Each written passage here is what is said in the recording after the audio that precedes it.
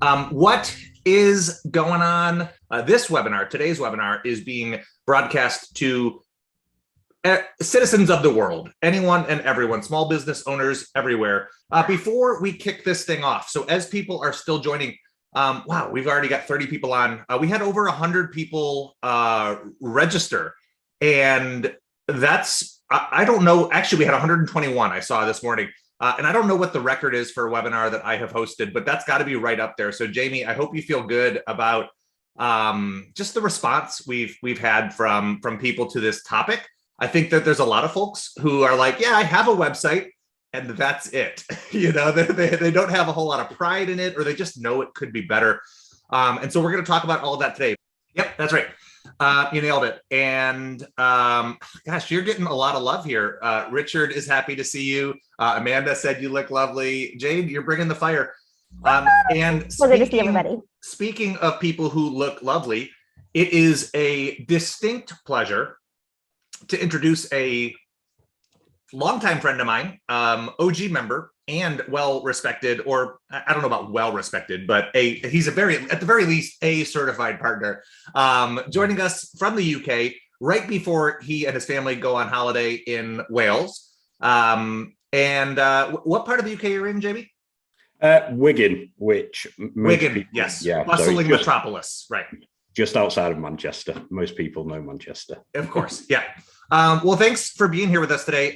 Jamie and I have overlapped in a couple capacities for a number of years, and he has many strengths and is, as I mentioned in our email, a supremely average golfer.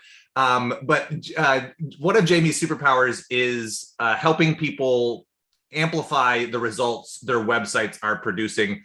I've seen his work, and I just want to say it's really beautiful. It's very like Don Miller, like the right calls to action. So I'm really excited to learn about how just a freaking beautiful website integrates with automation. Cool. So thanks for having me, and hello to everyone that's here. So I'm going to share my screen. Hopefully you will see my slides. Yes, we can. Awesome. So today, as we've already mentioned, we're going to look at how you can get more out of your website. And then we're going to look at ways to connect your website to Keap a bit more, and just ways to improve the data you're getting out of it, etc. as well. So just before we do get started, obviously you take notes all you like, but if you just want to concentrate on the slides, etc., if you want to go to jamie123.com/monkeypod, straight after the webinar, I will put an email together with all the resources that we've spoken about today, any links, etc., so you don't miss out on them. Cool. So just really quickly, who am I? So married to my amazing wife, Emma. I've got two awesome little boys, Tommy and Teddy.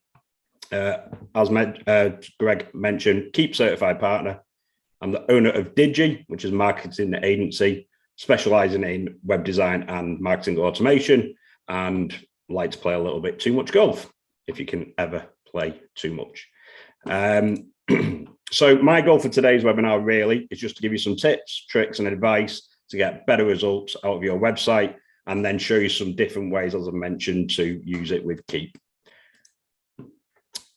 If we've got time at the end, we might not. I'd love to do a live review, off the cuff, putting myself under a bit of pressure. You can also go to yourwebreview.com.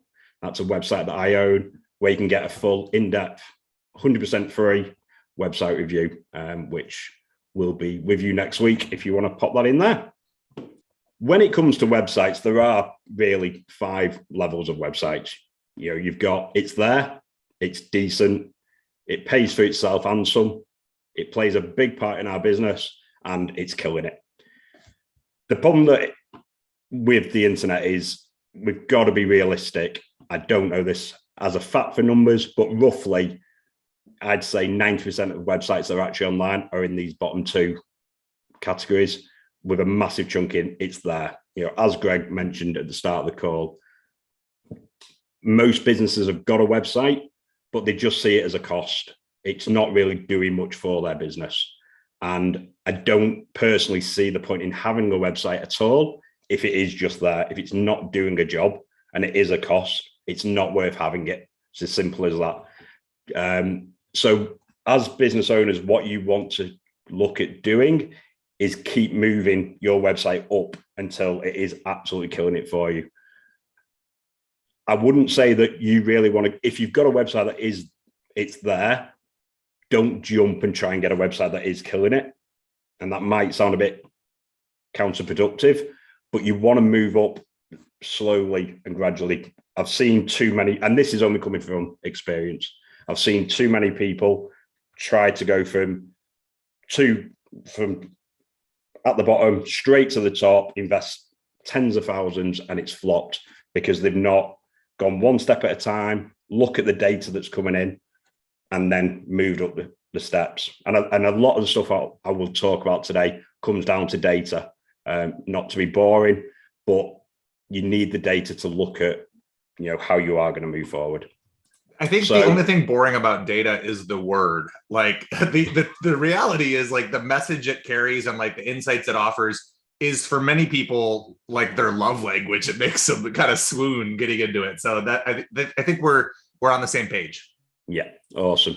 So we're going to have a look firstly just at 6 key areas of a winning website. There's a lot more to a winning website, but if you can get just these 6 areas right, it will go from being it's just there to actually being successful. One thing I'm not going to talk about today is traffic. And traffic is super important, but too many people just go to traffic and think that that's going to get them results. So one of the biggest inquiries that we get into our business is, can you get us more traffic to our website? But my answer is always, do you need more traffic? Are you converting the traffic that you've already got? And that's the important part. If you throw loads of money at traffic, but you've got a poor website, people aren't going to convert, and then you're just throwing money down the pan. So it's like building the foundations first and getting that right. So the 6 key areas of a winning website, your messaging. And this is super important with any marketing. 99% of people here are probably Keap users. So email marketing, we know how important the actual message is. It doesn't matter how good your emails look or Facebook ads or your website. If your messaging is poor, you're not going to get good results. I guarantee if you had the best looking website in the world with poor messaging or a horrendous website with really good messaging, the poor looking website will work hands down. So your messaging is super important. So it's super important to remember this one thing. Your website isn't for you, it's for your visitors. And it's really important to remember that as you're actually creating your messaging and the words and text for your website. So people don't come to your website to read War and Peace about you. When people come to your website, all they care about is themselves and what they're going to get out of working with you. So they want to know what you can help them, fix their problems and make their life better. So next is a user-friendly navigation. I see far too many websites where they've got hundreds of menu items, big, long drop downs, and people just switch off because they don't know where to click. It's super important that you have a nice, friendly navigation, clear. People can find exactly what they need quickly. So keep it simple and to the point. Put all the other stuff in the junk drawer. So I'm a huge fan of Donald Miller, which I know Jade's already mentioned, and StoryBrand. So a lot of the stuff we do is based on StoryBrand, just with some tweaks which we believe makes it better. But Donald Miller talks about the junk drawer, your footer of your website, basically. So the About Us page, About Us contact page, stuff like that, it doesn't need to be in the header. Get that down, chuck it in the junk drawer at the bottom. If people want to find that, they will go down to the footer. At the top, you just want the key points. So linscars.com, this is, if you want to go and look at this website now, it is live online. It is probably one of the most visited websites in the world for the wrong reasons, because it's on so many webinars. But the navigation on this here is pretty simple, but if you came to this website, you just would not know where to click. It's just horrendous. Here again, this is just a poor menu. And again, this comes back to messaging as well. What we do, who we are, who we hire, where we work. It's all about them, and it's not talking about the actual visitor. Another website here, it's like the menu. Okay, there's a lot of people on here that know tech. You might know that the menu is there. It's a hamburger menu, but your visitors won't know. Some of your visitors won't know that. Why make it difficult for them to find the menu? They've got this menu here, probably trying to be a bit fancy, where they've got all this space at the top here where they could actually have the important pages there for people to click on straight away. So just put Greg in the spotlight here. But, so I'm going to use our website a lot during this. I'm not saying our website is perfect, far from it, but it does get results. And, just look at how simple the menu is. You know that if you come to our website, you either want to look at something to do with a website review, planning, design, or care plan, something to do with Keap, or you want to look at our portfolio. They're the main ones. Same with Greg's. Jamie, I don't know if this was intentional. Maybe you've seeded yourself, or Kathy called it out. I think there's a typo in website design on that drop-down menu. Which like you can't make this stuff up. But like what a beautiful human moment. Typical. I love it. Yeah. Yeah. Okay. So back to roasting me. He did say it wasn't perfect. Yeah, right. Exactly. That's what I'm talking about. Perfect. That's embarrassing. But anyway, it is what it is. Yeah. Write that one down. Greg's menu is nearly perfect in my opinion. He could get rid of login. I don't think that needs to be in the main menu. Contact, arguably, you could take out of there.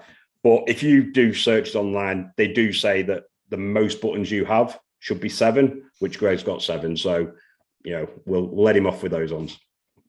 So yeah, just keep it nice and simple. With landing pages, I see too many. Hold on. I was ready to get roasted. Am I in good shape? Yours is good compared to some. Okay. He was like, no more than 7, but you had 7, so maybe chill out. Yeah. I'd say I would move login and a call to action up there, etc. But no, yours is pretty good. We'll take it. I'll take it. Your web review, a website of mine. This is effectively a landing page, and we see a lot with landing pages where people have the navigations at the top. Just get rid of it. A landing page should have one goal and one goal only. So the goal of this is to get people to fill out that form. So, just have no navigation at all. So then the hero section is arguably the most important part of your website. So the hero section is effectively above the fold of your website. So you want to keep it simple and to the point. Talk direct to your visitors. Make sure it passes the Grunt Test, which is another Donald Miller. So what is the Grunt Test? So Donald Miller actually has 3 questions, but it's if you put a caveman in front of your website for 5 seconds and then shut the laptop on them, could he answer these 4 questions? I've added an extra one in there.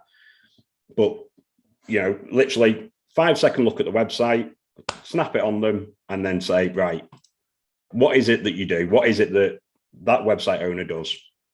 Who do they do it for? What are you going to get out of it? And how do you buy? So it's like this website here is just, you've got a join now button, but you can't really tell what it is they do. There's just so much going on. So our website, let's answer those 4 questions. When I do this, there could be a bit of an argument about niche and stuff like that. That's a different question. But what is it that we do? We do digital marketing. Who do we do it for? We do it for small businesses. What do they get out of it? They're going to grow their business. And how do I buy? At the minute, our call to action is a free discovery call. So if you can answer those 4 questions on the very first screen of your website, I guarantee that you will get better results than, if you're confusing people. again, Donald Miller saying, if you confuse, you lose. If people come to your website and they've not a clue what you do, you've got some fancy headline that's like, make your dreams come true, and that's it. You just get to the point, tell people exactly what it is you do, how it's going to benefit them, how they can actually buy. You will get better results. So coming on from that is call to actions. Call to actions is probably the one thing that people just don't do enough of anywhere near. You need to tell people what to do. And again, this goes for all marketing. It's not just your website, in emails, Facebook ads, etc.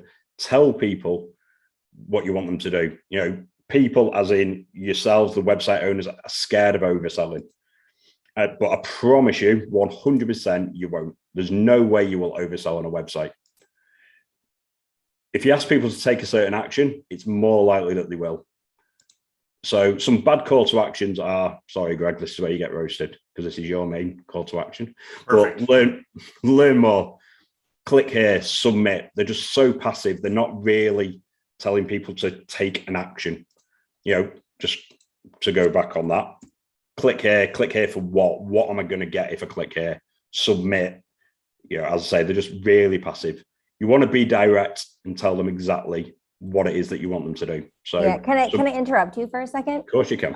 Recently in the Grove, there was like a whole thread where someone was like, I'm so frustrated. I was just on someone's website and I was so close to buying, but then I couldn't tell where to go. And then I got so distracted and frustrated that I left. This is just like a really good example. And all of us have probably had that experience, like shopping online, or you want something and then they don't make it a smooth, like those moving walkways in an airport. Like, just go here. You're fine. You got this. Yeah.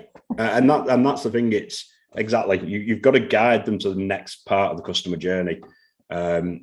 So I don't even think I've got a slide on this, but when it comes to your website and especially your homepage, you want to have two call to actions. A primary call to action. So if every single person that came to your website was to take one action and one action only, what would you want that to be? So at the minute, as I say, we change ours a lot testing, but at the minute ours is book a discovery call. If everybody came to our website, booked a discovery call, I'd be over the moon. That'd be the perfect outcome for us. But then a secondary call to action, if people aren't ready to take that big step, what's the second thing you'd like them to do? So that's where your lead magnets come in. So for example, ours at the minute is get a free website review. So, and then when it comes to landing pages and inner pages, just have one call to action. Another thing, kind of what Jay just touched on a bit is, having no call to actions is bad, but having 20 call to actions as well is just as bad, because people get over confused, they get distracted, and then they just switch off. So good call to actions, book a free call now. Tell them, right, go on, click on this button and you can book a free call now. Buy now. Get your free guide today. Hey, start Jamie, your free trial.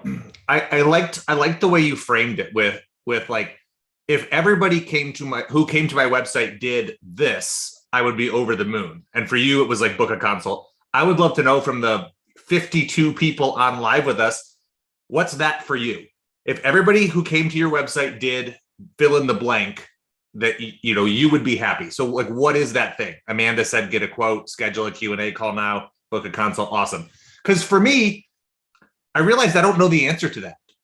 Like, I am steering people to my courses, but what I really want is like people to join my membership. And so already I've discovered a disconnect, and I've fixed my passive call to action button on my website while we were talking.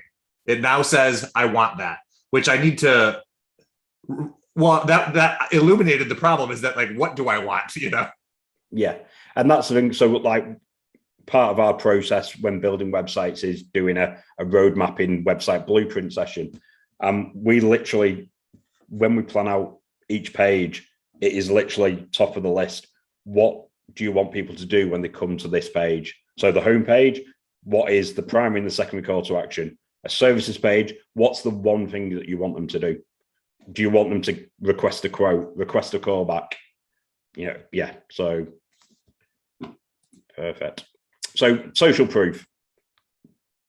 Having social proof on your website, again, is going to increase conversion. So people want to hear from people that were in the same place as they were. So you go to a website to buy something, you want to see someone that was in the same place as you now before they bought and where it got them to. So just having testimonials on there, people can see, exactly how they've worked together, and people do read these and they do like to read them. Videos, and I've only just realized Gillian's on both of those slides then, but we love Gillian, so that's all good. Video testimonials, Greg's got some awesome ones on his membership page. This is something that I'm poor at getting, is video testimonials, somewhere where I need to up my game. But having the mixture of written and video, some people like to read, some people like to watch videos, so getting that split. This is another example. It's closed at the moment, but the call to action would usually be there. This is Michaela, and just having that bit of social proof. We know this is either like a Google review or a Facebook review, and it's straight under the call to action. So just putting that in the right places, and putting lots in there. I don't think just to have one tiny little section with one review on there is enough. People want to see what results people have gotten, what it's been like to work with them, etc. And this example, I love that it's actually highlighted some of the main key areas of that.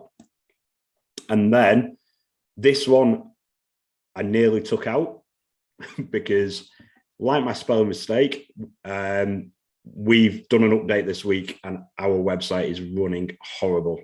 So please do as I say, not as I do with this one.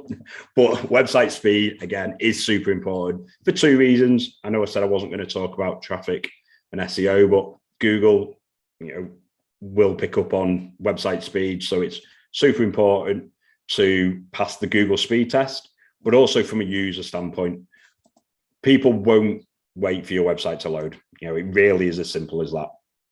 So Gtmetrix.com is a really good website to get an initial speed test. This is where you can kind of see how it's performing for your customers. It's a lot easier to pass, not easy, but easier to pass this test. And this should be, at a minimum, you want to be, an A or a B on here. But then you want to do the actual Google page speed insights as well. The mobile on this is an absolute nightmare to pass, but it's doable and it will bring you better results. So, and just a quick reminder that you're not Amazon or Apple. Don't look at the websites of, household names. They can do things the way that they want to do them. Your website, you're not at that level. Well, I assume nobody on this call is at that level. And don't look at kind of the trends and stuff. All the things that I've shown you today are not trends. These have worked for years on websites, and not just on websites. In marketing in general. I talk about that a lot. That the strategy really never changes. The tactics will change, and this is part of your website strategy. Telling people what to do, having the right messaging, etc. So, so they're the 6 key areas. So next we're going to look at Keap and your website, but I don't know if there's any questions or anything at the moment that would be good to answer at this point. Landing page again for website review from you separately? It's just yourwebreview.com. I knew it was simple. I was guessing everything. And then another question about finding those 4 components to make it nice and simple. Cam Tulloch was wondering okay, but if you do a lot, how do you pick and boil it down to just these little pieces? And I've talked to other people too that find that very difficult. They're like, I have a whole menu. How do I pick? What's the thing? So do you mean the kind of the grunt test on the homepage of? How do you choose what to use for each of those 4 components? Yeah. I don't know what's just happened there. Oh, sorry, Greg shared his screen. That's why. Yeah. Sorry about that. No, it's cool. I thought my computer there. Yeah. No, I just popped. I was using that Gtmetrix tool you recommended. and I thought I may as well share whatever it says.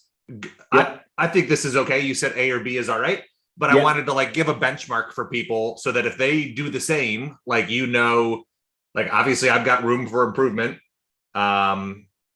Enormous payload. I don't know how to interpret all the information here, but I'll spend a little bit of time with this. Since you mentioned it, I thought I would see what it said. Yeah, so that's a decent speed. I would always aim to get to A, but of course, it's not. It's when people there will be people on this call that put their website, it comes in at like an F or something. That's where you seriously need to look at it, as our website probably does at the moment. But yeah, it's page speed is so important because website users have just we've got impatient. It's as simple as that. Gone are the days where we sit and wait and spend ages on a website. Now we want to get on it quick and find the information that we need.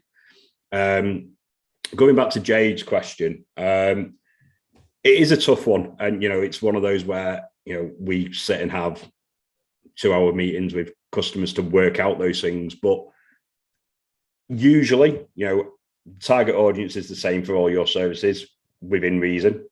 So you might have different drill down target audiences, but overall there is more than likely one overriding audience. So it's one of those. If you've not read StoryBrand, then that's a really good place to start to work out and answer those 4 questions.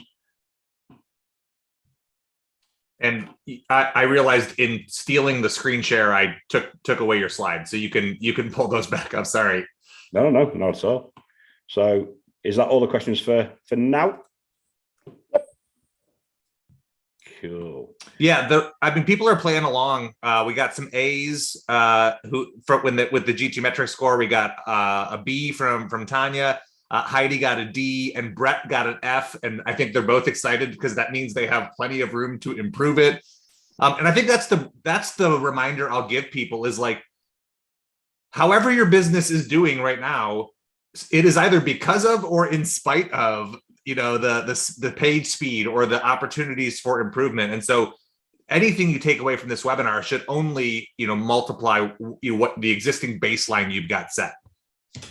Yeah, and with regards to page speed, one of the massive things in there is your website hosting. So the likes of GoDaddy hosting is just a no-no. Just don't do it. That's the issue we're having at the minute with our hosting, but it's a change that we made. It's schoolboy error, trying to be too clever, and it backfired. But yeah, just having a really solid host will work. It's not going to fix all your website speed problems, but that is definitely a place to look at to start with. Cool. So we're just going to look at a few ways for connecting Keap in your website. Some of them aren't direct ways, but it's looking at the data side of things. And so web forms. Greg put a question out to all the attendees, and this was probably one of the most asked questions, and probably one of the most asked questions in the group, in like the Keap group and in Monkey Pod, is how can I make web forms look good? So we all know this form. You take the HTML code out of Keap and it just looks horrendous. So I'm not going to say this is super easy. It is once you learn it, as anything is. And I'm not going to sit here and do a lesson, but you can take this form and make it look however you want using CSS.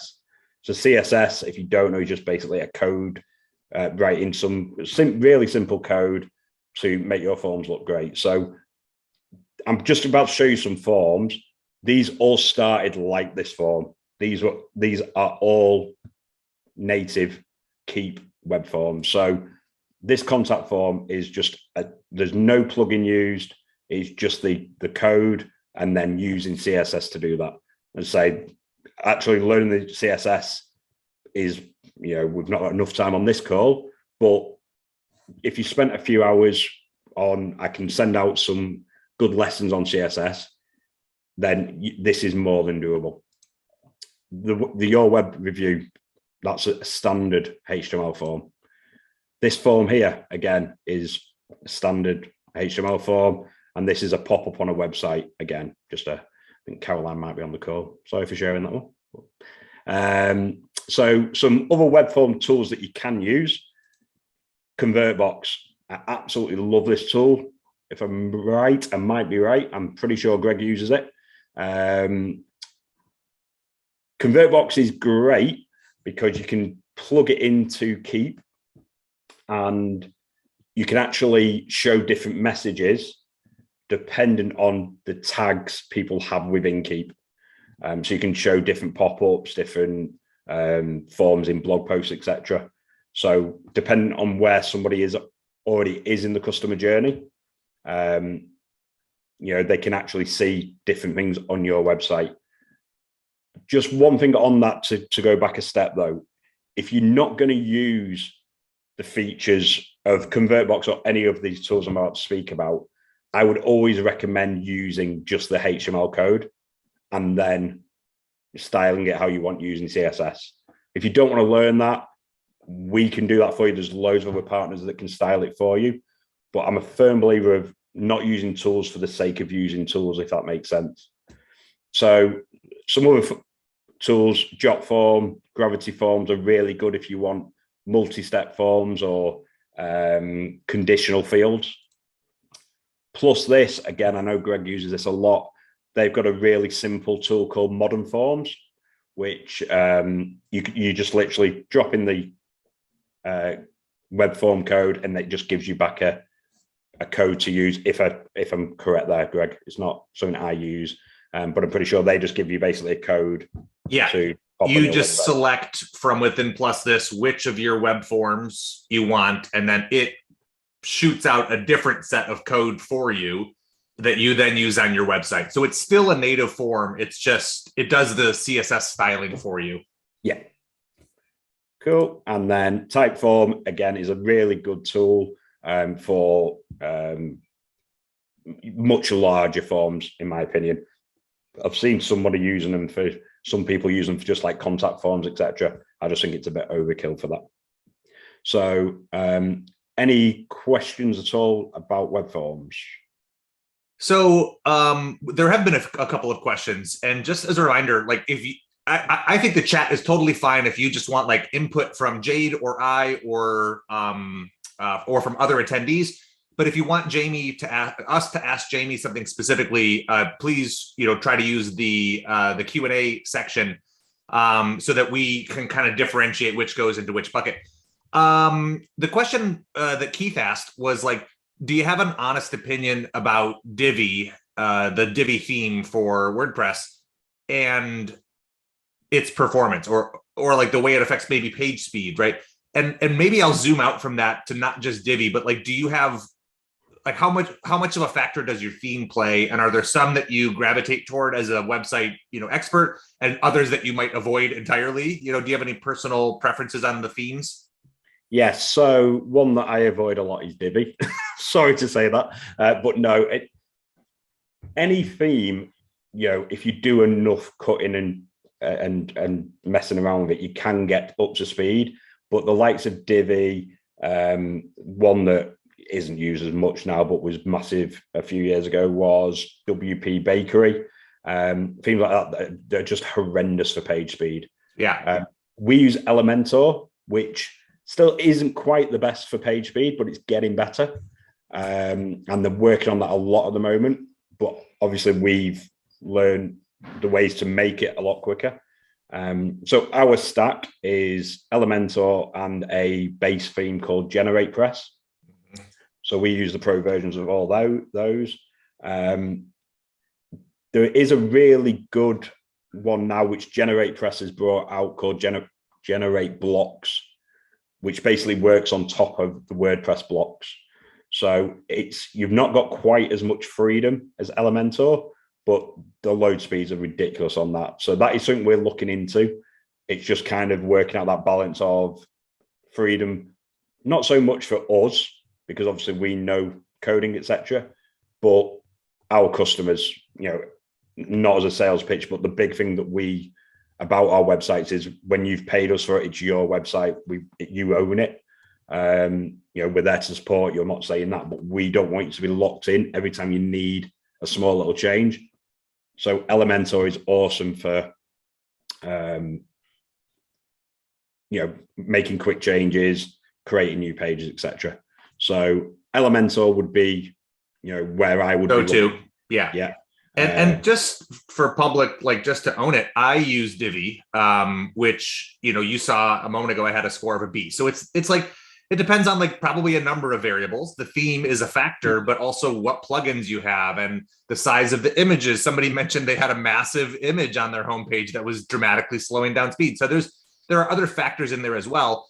I think for me, as someone who manages my own website, I learned Divi. And so now I feel reluctant or intimidated to learn another theme. And like, maybe the builder wouldn't be all that different, but like I've stuck with it because it is the tool that I know. So you may, also consider like who's going to be managing your website and like, what are they familiar with? Or if you're hiring, an expert, like what's the plan for upkeep over time? And like, will they be making changes to it or will you assume ownership, right? So like, that's a conversation to be having, is like the ease of use for the people who need to be accessing it on a regular basis. We did have a question here come in from Cam.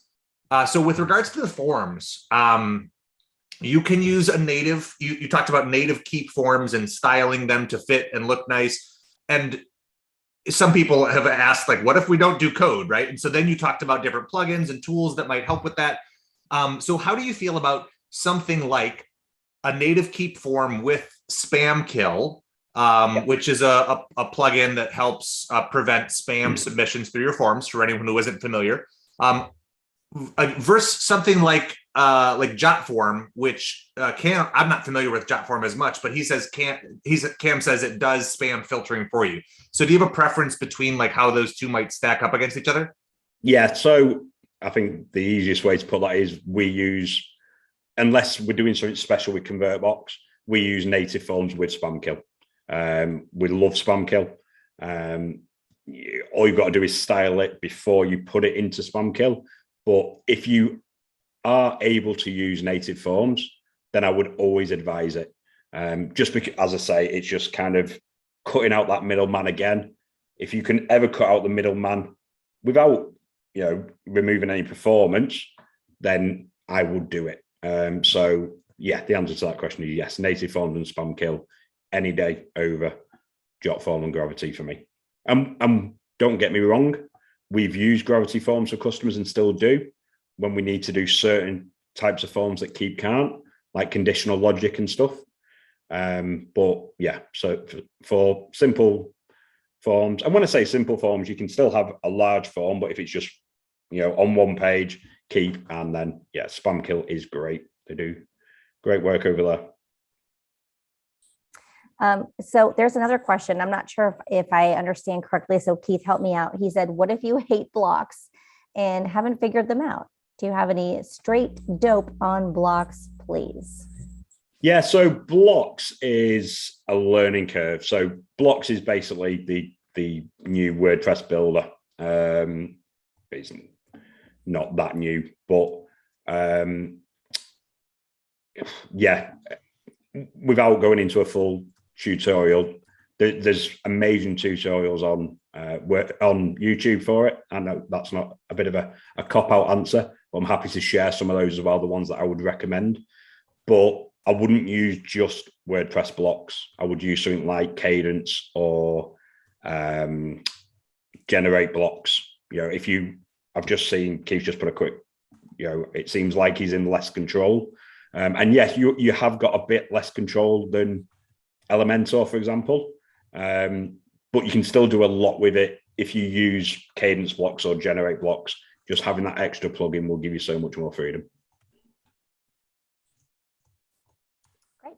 And I think that's all the forms questions. Yeah, there was one in the chat from Brett Fairborn. Does Modern Forms support plus this multi-form web forms with conditional logic? And I just answered, it doesn't. But as he asked that, I was like, how would I solve that? And I think you could do that by chaining multiple web forms together, each wrapped in Modern Forms code, and then using plus this smart links to intelligently branch them. You could kind of create conditional logic that way. So it would take a little bit of finagling to set it up. But for something out of the box that does that. You could use ConvertKit.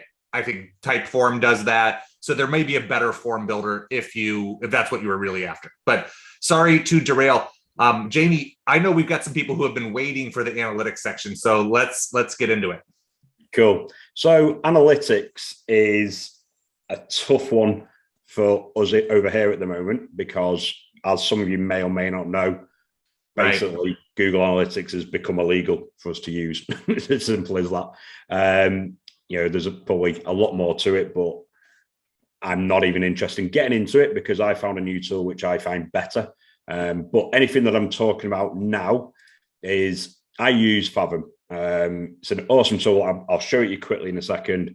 But anything that I do mention now, you can do in Google Analytics as well.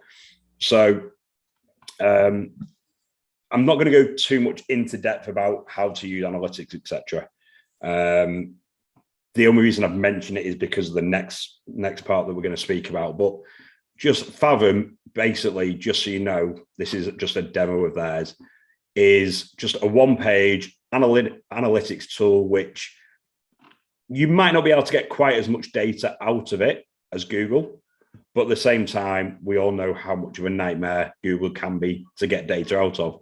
So all you do is put the code onto your website and you get, all the same information, content, referrers, UTMs, which we're going to speak about in a moment, events, etc. So again, this isn't a sales pitch for these. I just wanted to be transparent that this is the tool that I use. And the one thing that I would say is they do have a feature, which is custom domain, which if you use the custom domain, it means you are actually going to get better data than using Google Analytics, because Google Analytics does get blocked a lot by ad blockers, etc., where if you use a custom domain, that it bypasses all that in a total legal and fair way. The whole point of Fathom is that it doesn't use cookies, etc. So you're not going to worry about cookie pop-ups, or which you do need to use cookie pop-ups if you use Keap on your website. But that was just a caveat with the analytics side of things. And yeah, it's just a really awesome tool just to get a really quick overview of, referrers, content that's being viewed. Say exactly the same kind of data that you're getting from Keap, from Google Analytics, but all in one page. So UTM parameters is the big one, which a lot of people don't use in Keap. And it's not a Keap feature, but it can be used a lot throughout Keap. So UTM parameters are basically, whoops, I've just realized I can't highlight that, can I? Is when you see a URL, which has got the question mark and then this UTM, etc., this is basically feeding information into your analytics, be it Fathom or Google Analytics or any other analytics tool. It's giving them information about what this URL is for. So we'll dig into this a little bit deeper in a second, but cheers, Greg. He's hiding it from me.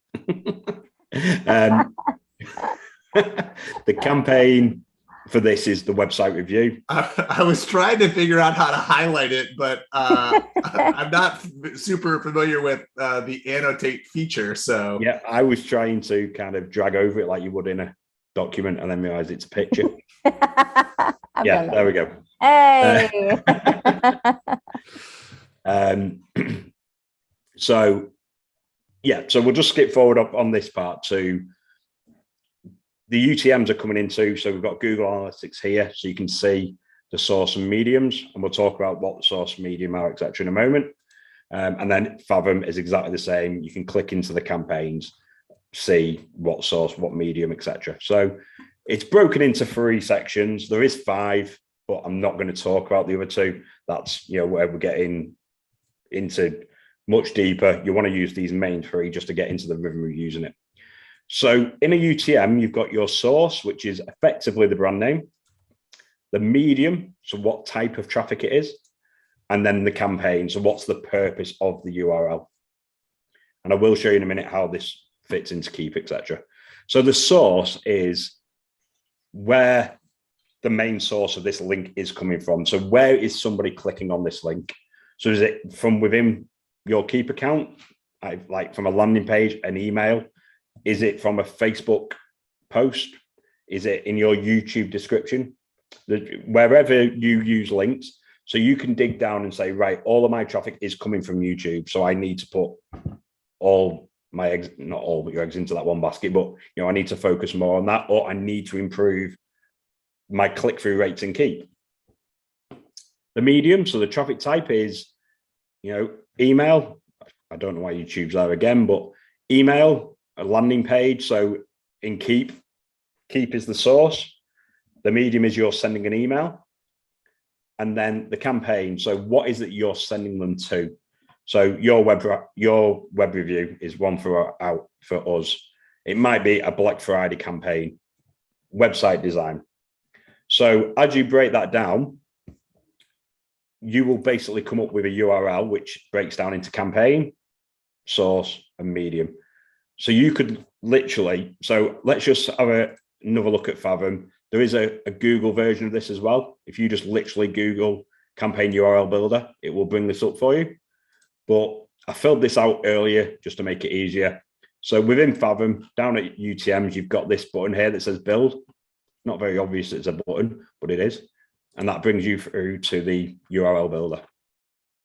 So you just fill out these questions really quickly. So website URL, what the campaign is. So at the minute, we've got website review, Keap, and I send out a daily email. So this is to go on my daily email. So the source is Keap. It's coming from Keap. It's going on my daily email, and I'm sending them to a website review. So as you can see at the bottom here, it's give me the URL ready just to copy that URL there, and I can go and put that into Keap.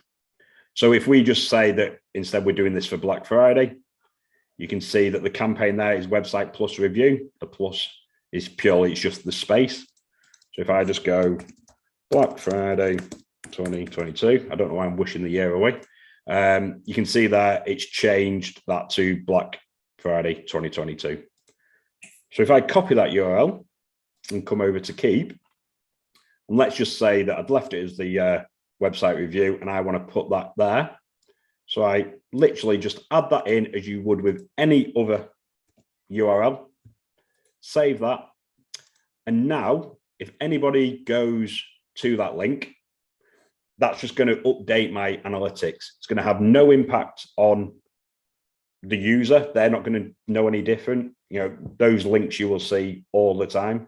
But it just gives you a better understanding of where your website traffic's coming from, how people are finding your blog, how people are actually getting through to your sales pages, etc. So that's where UTMs fit in.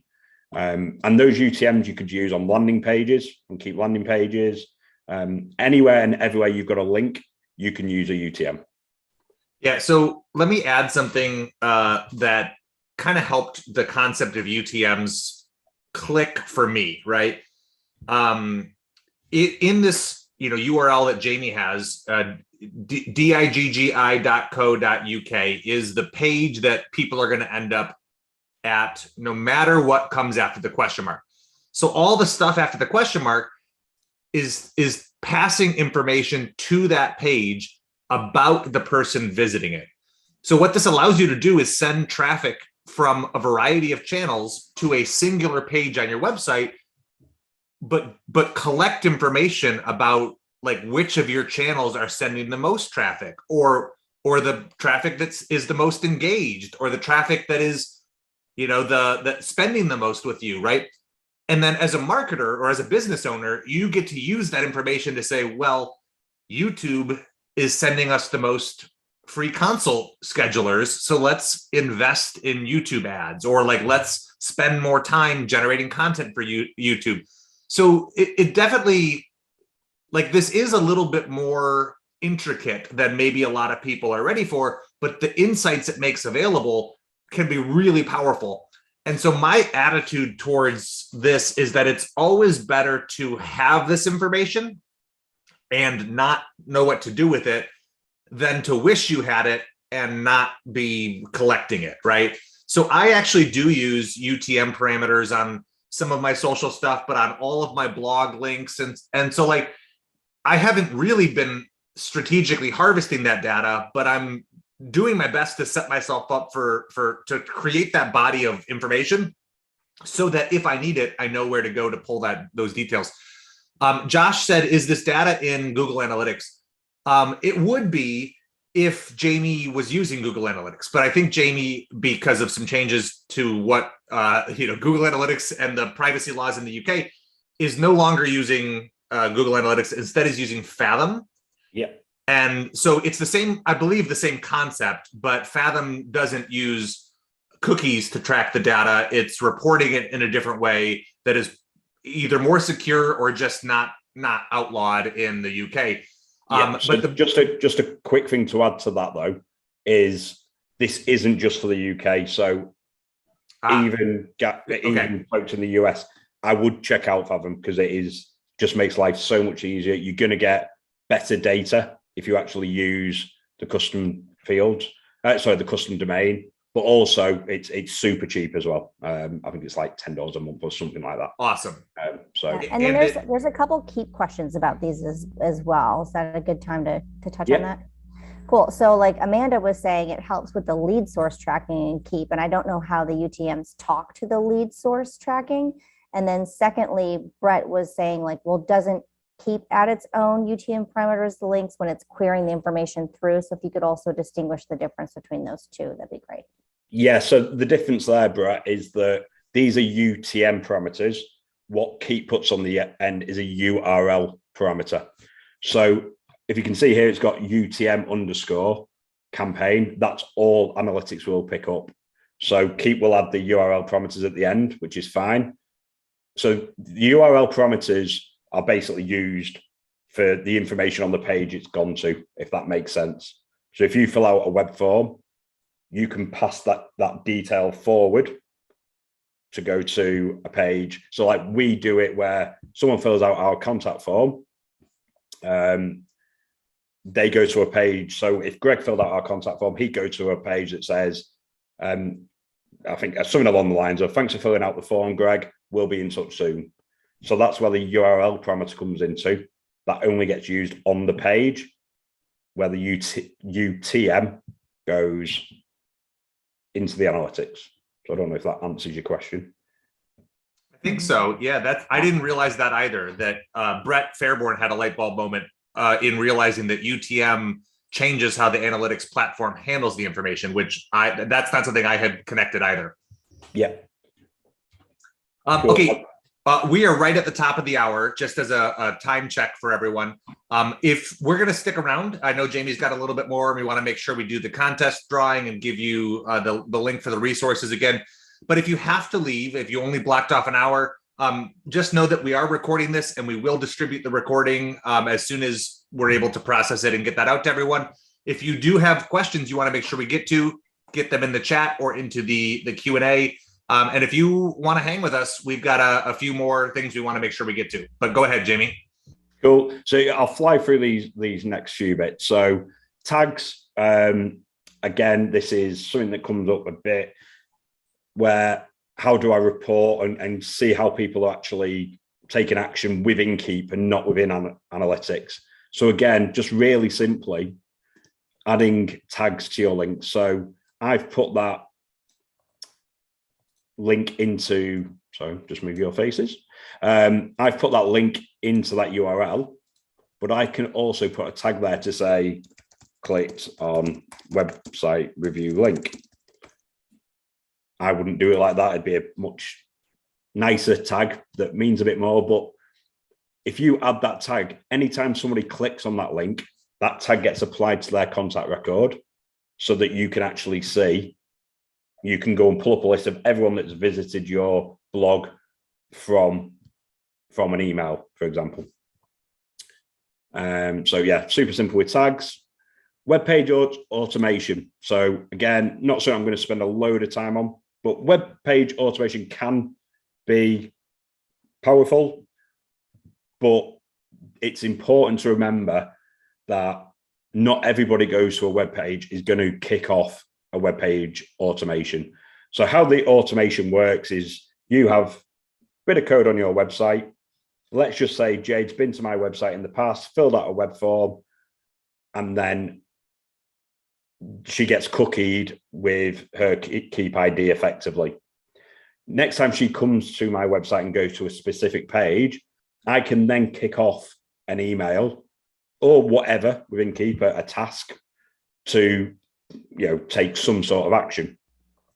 So with web page automations, I would use this as a added extra, an added bonus. I wouldn't use it as a kind of what's the word I'm looking for, like a mission critical part of your customer journey. So this example here is just, there's an automation goes into this campaign here, and it waits 10 minutes and then just drops them a quick email. So they've been to the website pricing page. It drops them an email that says, hey, I just thought I'd drop you a quick email. You could mention, I see you've been on your website. You don't need to, but it's just that, hey, here's some information about our pricing. Here's some questions you might have. It's just kind of hitting them at the right time. Then I have them sit in this campaign for a year, just so they don't get that email again. So if they went to my pricing page again next week, they don't get exactly the same email. So hopefully that makes sense. Yeah, I do this as well, and I call it out in that blog post I shared. If it's a sales page, one tip that I use is like, after they visit that page, before the follow-up goes out, I add a decision diamond to check, is this something they've bought before? Yeah.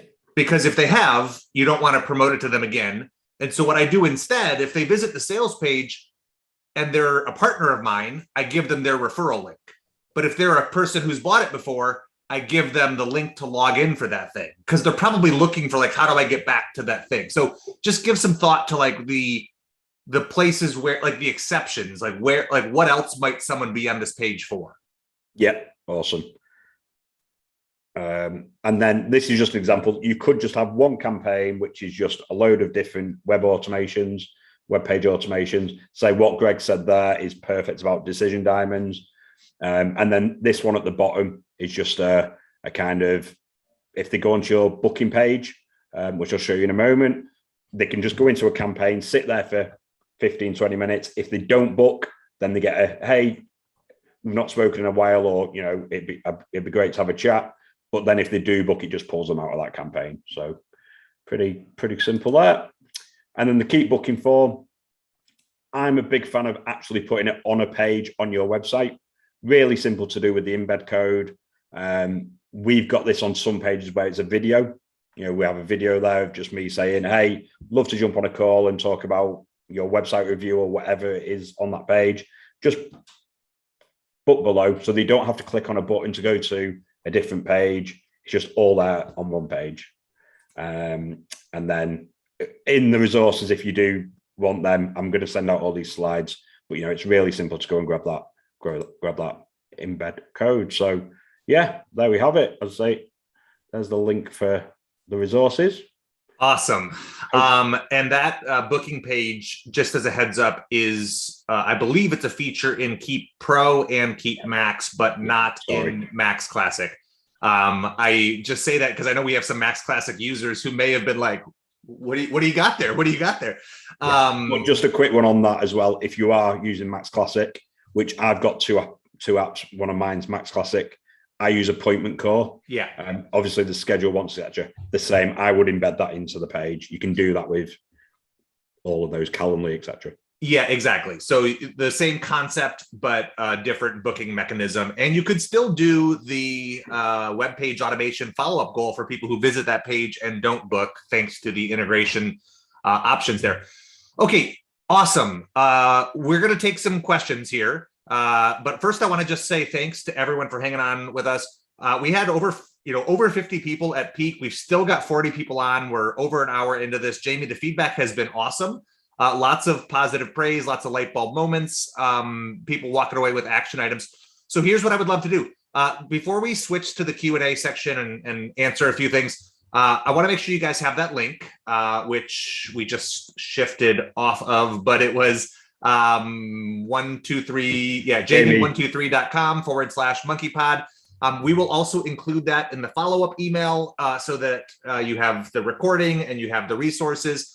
But Jade, let's give away some swag. So if you were on at the beginning of this call and you chose to participate in our little contest, we grabbed your names for those of you who shared that post, and we popped them into a Wheel of Names page, which is what we use to randomize and select our winner. There it is. So there's our wheel. Thank you to Brett, to Jamie, to John, Joshua, Kathy, Heidi, Robert, David, and Cameron for participating.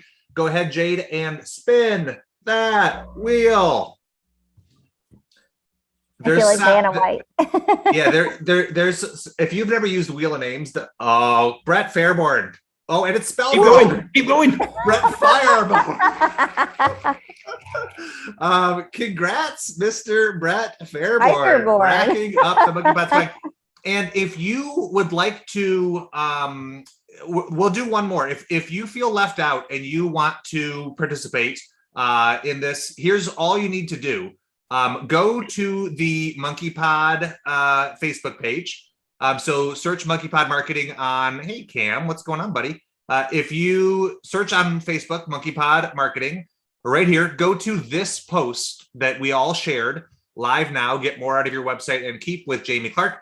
And all you have to do is comment what you're going to do as a result of this webinar. So we'll wait 24 hours to give people time to watch the replay for those of you who might be watching this after it happens live. But if you're on live, you can do this now. Add a comment right on this post, just saying something you learned and what you're going to do because of it, right? I'm going to add this. I'm going to remove that. I'm going to change this. I'm going to start using whatever. I'm going to book a call with Jamie. I'm going to add a stronger call to action button, right? Something that, you took away from this call in the comments on this, and then we will choose a winner 24 hours from now. So tomorrow at, 10 a.m. Pacific time or so, we'll pick another winner and give out another piece of Monkey Pod apparel. I'm actually rocking the most recent Monkey Pod Patagonia shirts, and let me just say they're quite soft. So we'll hook you up. Okay. Contest number 1 completed. Contest number 2, the loop is opened. Congrats to Mr. Fairborn, who is an award-winning marketer, I should mention. And yeah, let's get into it. All right. So one question we had was, and this is for you, Mr. Jamie Clarke, how easy is it to change themes? If somebody has a WordPress website and they realize they don't love their theme or it's slowing their website down, is that a cosmetic change or is it more involved? Is it something that they need expert help with or that they can do on their own? Is it a willy-nilly consideration that they can swap multiple times in the same week? Tell us about the process for changing themes. Yeah, so themes is a tough one because it depends. How long's a piece of string is the question. Yeah, right. What theme are they using? So, for example, we use Elementor with Gtmetrix. So Gtmetrix is the theme, but that doesn't really do a great deal. Everything we do is on Elementor. So for us to change from, say, Gtmetrix to Astra would be super simple. But to change from, example, Divi to Gtmetrix, you wouldn't be able to do it because of the page builder. The page builder is built into Divi, so all the code of the page, etc., is in the theme. So it really, not to try and get out of it, but it totally depends on what theme they're using currently. For example, if you've bought a theme off Theme Forest, which used to be the cool thing to do back in the day, it's you're starting again. If you want a different theme, you are starting afresh. So hypothetically, if somebody booked a consult with you, is that the type of thing you could discuss on that? If they're hey, this is what I'm up against, we can talk about what it takes to move that. Yeah, and it's one of those. It's totally lost my trail of thought there. What was I going to say? So kind of people look at themes in different ways. So we're slightly different to a lot of web design agencies because they design as they build. All our design is done in Photoshop by an actual designer first. So we use a theme, but we put a total custom design on top of that. Where a lot of people see a theme as it's, that's how the website looks. So if you're using like Gtmetrix and Elementor, you're not creating the old school theme, if that makes sense. I think so. Jade, anything that you want to ask or that you saw come in that we haven't answered yet? A lot of people were asking, there was a couple things where you chose you like literally were like, I'm not going to talk about this right now, but they wanted the information. So if you have like your favorite CSS videos that people can look into, or your favorite, like, what was the other one? Oh, and analytics, like, if you're going to dig deeper, what do you look for? Stuff like that. Or UTM parameters. People wanted to learn how to build more of those things, because those are pretty heavy topics if you if you really want to do. Yeah. So with CSS videos, there's I'm trying to think of there's a YouTube channel which is absolutely awesome for it, and I can't remember off the top of my head what it is, but I would definitely send it. Yeah, if you find it, yeah. I'll put it in the follow-up email. So no worries about locating it on the fly. Yeah. And then UTM parameters. So basically you can then the additional steps. So they're the three main ones that you want to use are medium, source, and campaign name. But then you can use campaign content and campaign term for paid search and A/B testing, etc. Mm-hmm. If you're not using UTM parameters at all at the moment, I wouldn't even think about these. Get on top with the basics first. But these are where you can, take that. To be honest, we don't even use these. We don't see the need in it. We don't do paid search. And the A/B testing we do using Keap, etc. So, yeah. Great. Cool. Yeah. The one thing that I would say with any of this, and I say this with all marketing, but especially websites, keep it simple. Don't overthink it, and just get your message, the right message in front of the people. People try to overcomplicate websites and think that they need to have 100 different pages, and they don't. Just keep your website simple. You'll get better results. Yeah.